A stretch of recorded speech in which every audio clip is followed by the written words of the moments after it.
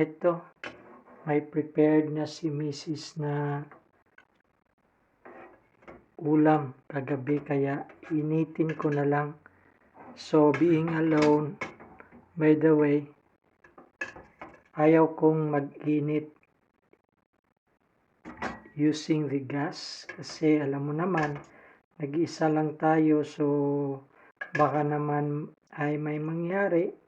So at least off ang gas. That's how I do it. So dun lang tayo sa oven. Oven, no? It's not an oven. My goodness.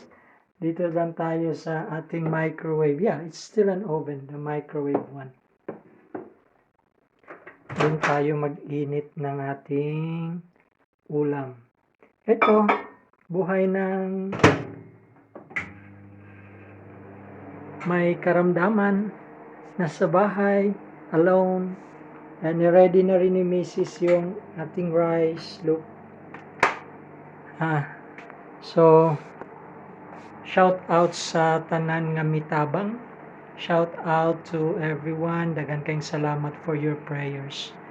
And eto, kain tayo. Samahan niyo ako. Eto, katatapos lang kumain, balik agad dito.